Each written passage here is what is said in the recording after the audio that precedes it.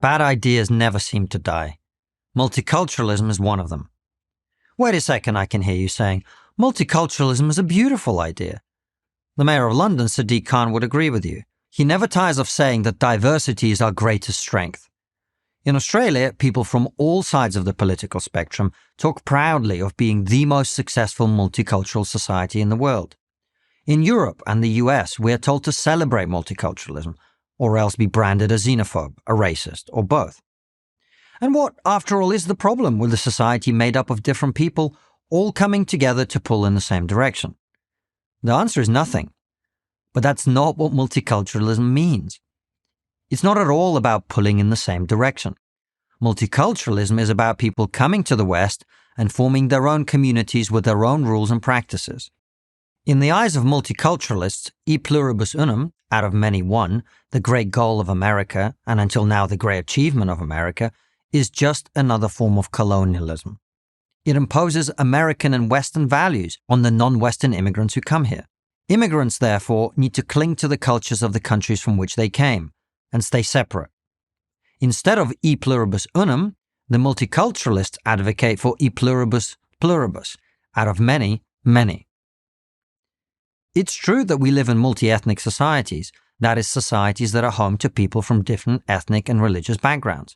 And that can bring huge benefits.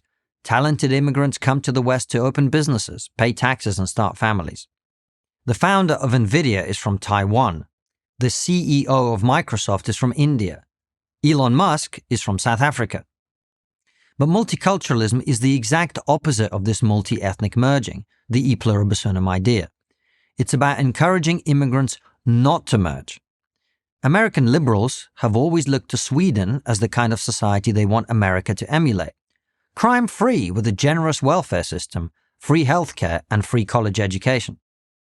But that Sweden was a cohesive society based on shared values, one language, and social solidarity. No longer. Today, the Swedish dream looks more like a Swedish nightmare. Over 2 million of Sweden's 10 million people are now foreign-born, more than double the number in 2000.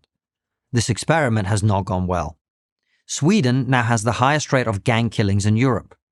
Several areas are officially classified as especially vulnerable, meaning areas where it is very difficult for the police to operate.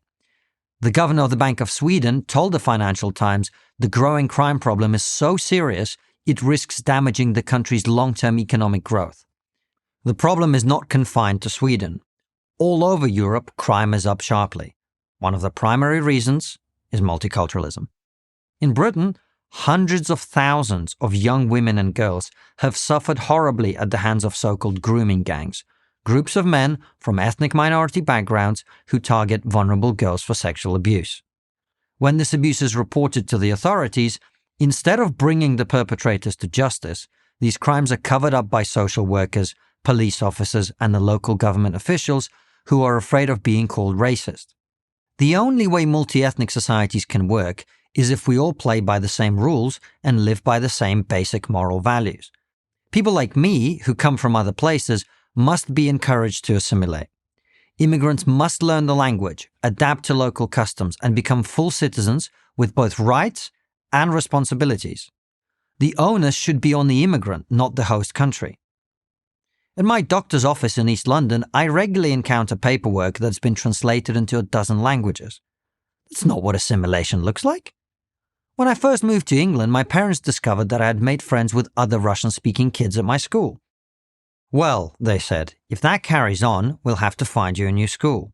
You didn't come here to be a Russian in Britain, they explained. You came here to be British. Does what I'm saying sound controversial? If it does, you might be surprised to hear that the former German Chancellor Angela Merkel admitted this truth back in 2010, when she said, multiculturalism has utterly failed.